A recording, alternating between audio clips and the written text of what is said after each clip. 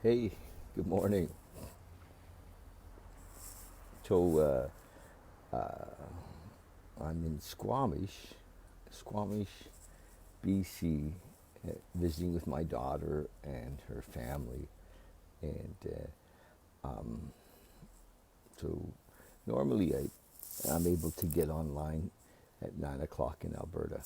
And I've just let go of that, actually. I've let go of the my idea that, you know, when I was away, I'd be able to just make it happen and keep going and do this thing on a daily basis, and so I'm just kind of let go of it. So here we are. I think it's closer to 10 o'clock in Alberta right now, and that's just the way it is. Not a big deal. But it's funny how the my mind, holds on to wanting to do things in a certain way. And so I'm on Emily's deck. She has a beautiful home in Squamish. What a great town this is. It really is. I remember going through here years and years ago, and it was just there was nothing here, really. And it's nice to see what's happened. It's really developed in a nice way, I think. Anyway, my thought for today, what I wanted to talk about a bit, was meaning, meaning. We, I think that as we look deeper in recovery, many of us that are here are either what I would call, spiritual seekers or people in recovery who watch my um, uh, um, I think that lots of us have found ourselves in the search for meaning, and and the deeper we look, my experience is, the less truth there is in what we thought was meaningful, in my opinion. Um, so, when we were younger, we found meaning in having a family or raising kids, or pursuing business or getting an education, and we thought that was what life was about. And as we look deeper into the spiritual questions, like who am I, and what does life mean? Why are we here? As we look deeper into those, um, we see that there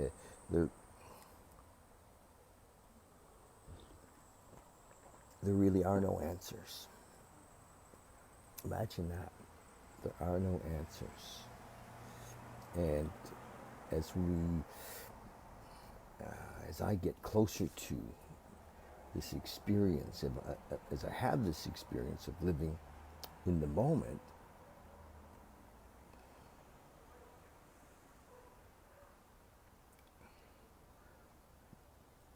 there's quiet. There's quiet. And no, nothing to do really, because there's nowhere to go. There's no meaning in a sense, and I don't mean that in a I don't mean that in a negative way.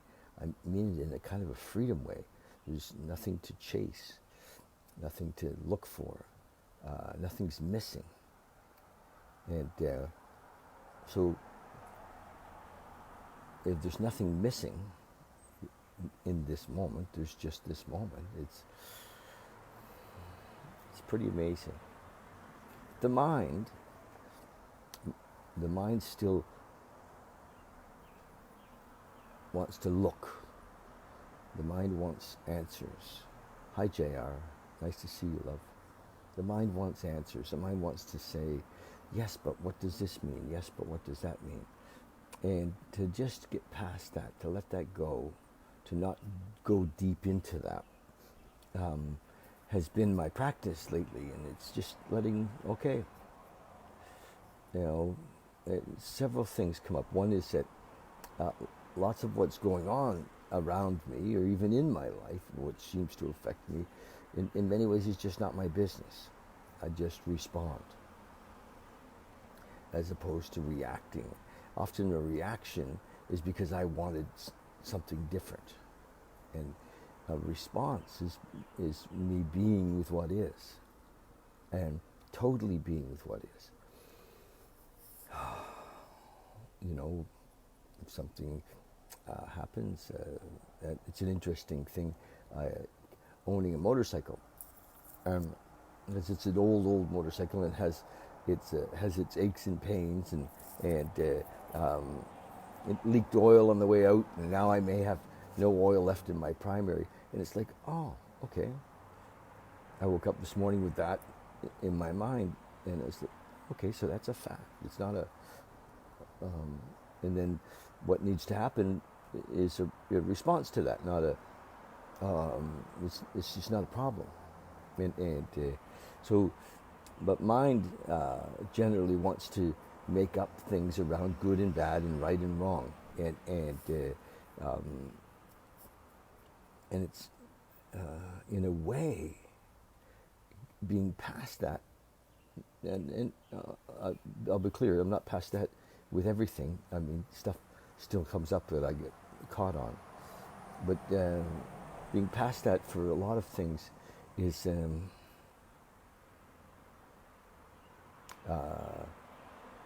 hello, Amelia. Feeling past that for a lot of things is like freedom, but it's a different kind of a freedom. It doesn't have any like, oh my God, I'm finally free energy with it. There's no attachment even to the freedom.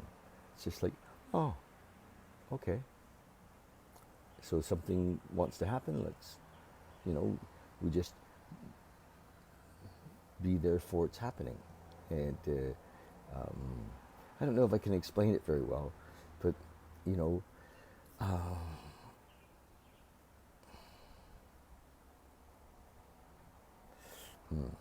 I'm not sure that I can explain it very well, but it's just far less stressful. That's fact, and no urgency, which is a beautiful thing. Nothing's missing. So the idea of meaning actually gave us motivation, and motivation, we had to get things done, and there was lots of time limits and stuff, and that's just gone. It's just, there's a flow, and I love the flow. So, okay, thanks, Shelley. Thank you. So that's the flow. I mean, I think that's what we're all looking for, and is to be in the flow, in the moment, without an agenda. And sometimes what comes up, though, is my mind struggles a bit with wanting there to, so what are we doing? So where are we going? What's happening? And so when that comes up, I just let it go. Just let it go. Just let it go. Watch it and let it go. And that's it. So nice to be here this morning. And yesterday I met with some friends and helped them move some stuff. It was kind of cool. My friend Mitch is moving out here, and that was nice. I mean, things just flowed, And my friend Sean, who just walked by, lives a block away from Emily and John. So it's kind of a sweet community. Hi, Chrissy Kate. So that was just my little conversation about what's happening here, and I hope everybody's enjoying their lives. And I'm going to read from the 24-hour day book, which I didn't bring. I can't believe I didn't bring it with me, but I've looked it up. Yeah, it's actually every day it changes on the Hazelton Betty Ford foundation page. So I'm going to read it from there. And this is from a book that was written in 1954. And when the 12-step program, when the 12-step program was very young, 1954, you know, Bill Wilson and Dr. Bob had met in 1935. So, Bob sobered up in June 10th, 1935. So that was the very beginning kind of AA. Not the fellowship, and they didn't have really the steps, and you know, it wasn't what we have today. The book was written and published in 39. So 39, 49, 15 years later, this book was written. And it's quite a book as I read it every day to you guys. It's like, oh, there's some pretty cool stuff, a little esoteric, a little mysticism. You know, it's got a real mix of stuff in it. As you go through it, you'll see. So it's not official AA literature, but I like it. And so I'm going to read it. And thought for the day. And some of it's a little unusual too. So here we go. Thought for the day. One of the most encouraging facts of life is that our weakness can become our greatest asset. Yes, yeah. Napoleon Hill talked about that in his book, Think and Grow Rich, which was written around, you know, in the 30s or 20s or so. And he talked about within every adversity is the seed of equal or greater benefit. And this is what this man's saying. One of our most encouraging facts of life is that our weakness can become our greatest asset. And then he has an analogy. Kites and airplanes rise against the wind. In climbing up a high mountain, we need the stony crags and rough places to aid us in our climb. So our weakness or challenges can become an asset if we will face it, examine it, and trace it to its origin. Set it in the very center of your mind. No weakness, such as drinking, he called drinking the weakness, ever turned into an asset until it was first fairly faced. Am I making my weakness my greatest asset? So that's his thought for the day. His meditation for the day, because this comes in 3 parts. A thought for the day, meditation for the day, and then a prayer for the day. His meditation for the day is, whenever we seek to worship God, we think of the great universe that God rules over, of creation, of mighty law and order throughout the universe. Then we feel the awe that precedes worship. I too must feel awe, feel the desire to worship God in wondering amazement. My mind is in a box of space and time, and is so, hi Chris, my mind is in a box of space and time, and it is so made that I cannot conceive of what is beyond space or time. Hi, you guys. My granddaughter just came out and got her little iPad that was sitting beside me very quietly, didn't she? She's 6. Amazing. So it's interesting. He speaks about God. And sometimes in his conversation, he speaks of God as if God is separate. And for me, in the work that I've done over the years, I really had to break that down because I couldn't. The idea of a God that was separate from me, or that I was separate from, didn't work for me. It didn't fit. And that I saw that as an old belief that was given to us sometimes from from different religions that had this idea. And I love in the big book it says God either is or he isn't. Either he's everything or nothing. And when I think about what does everything mean? and then it became just a journey to how do I fit into that everything,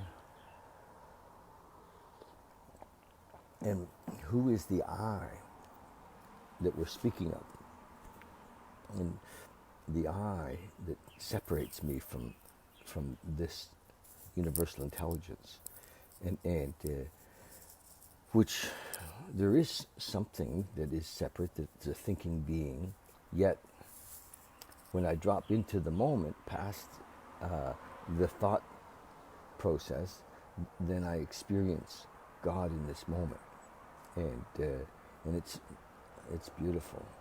It's like, oh my God, oh my God. So his description is a bit, and I think I understand why. A lot of times when people speak of God, they'd speak of him this way.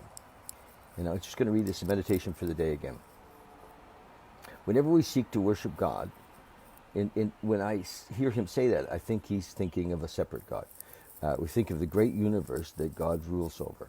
So again, an idea of a separate God, of creation, of mighty law and order throughout the universe. So the laws and orders of the universe, I think, are here. I mean, they're called universal laws, or they're called spiritual principles. Then we feel the awe that precedes worship. I too must feel awe, feel the desire to worship God in wondering amazement. So, yes, my mind is in a box of space and time. So now he's saying what's happened with the mind. We are separate in some ways when we're in the mind, space and time. And it is so made that I cannot conceive of what is beyond space or time.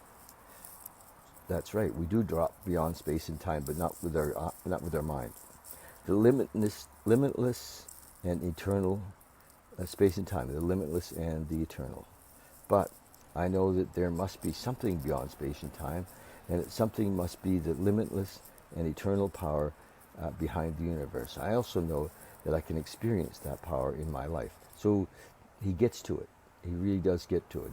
He said it really beautifully. I love the meditation for the day when we just sit with that. Oh my gosh,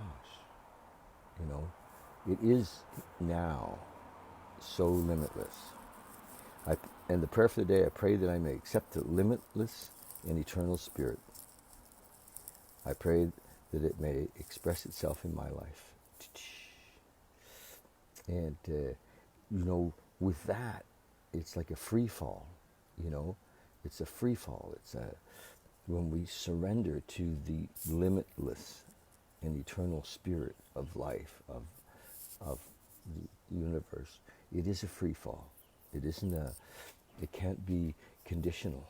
It is a free fall. It's like, And when we're in free fall, it can't be encumbered by meaning. It can't be encumbered by concepts and story. We have to surrender all of that.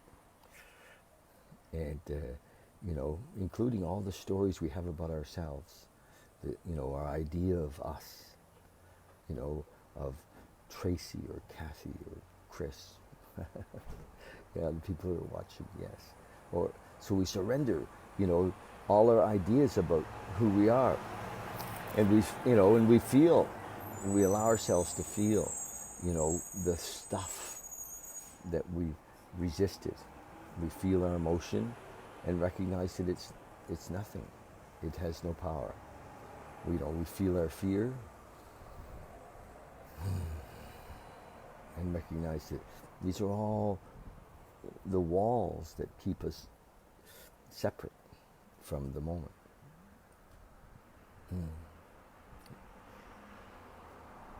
So, here we are, a beautiful day in paradise, and everywhere that we go is paradise. Every breath we breathe is paradise. Thank you, Shelley. Thanks for joining us. I love it if you guys would subscribe on YouTube. We're just trying to grow that channel a bit. I take these and put them on YouTube after. I love it if you subscribe there. So that's it. Day at a time. the beautiful thing about this is that um, I get a lot from doing this. I don't know what it is that I get, but I have to, it brings me into the moment. It brings me into a space of consideration for you, and consideration for life, and consideration for love. So thank you for showing up every day and giving me, you know, being the people that I'm speaking to. Thank you, and love you. I'll do this every day when I'm on my little holiday. My hope is it may not always be at the same time, but we'll get her done. Okay, so smile and, you know, love the one you're with. That's you. Be the love, ambassadors of love. I love that. You know, deputize you all as ambassadors of love. Go out and share love, be love, be compassionate with people, listen to, you know, okay. Happy, joyous, and free. Okay, you guys, love you lots. Bye.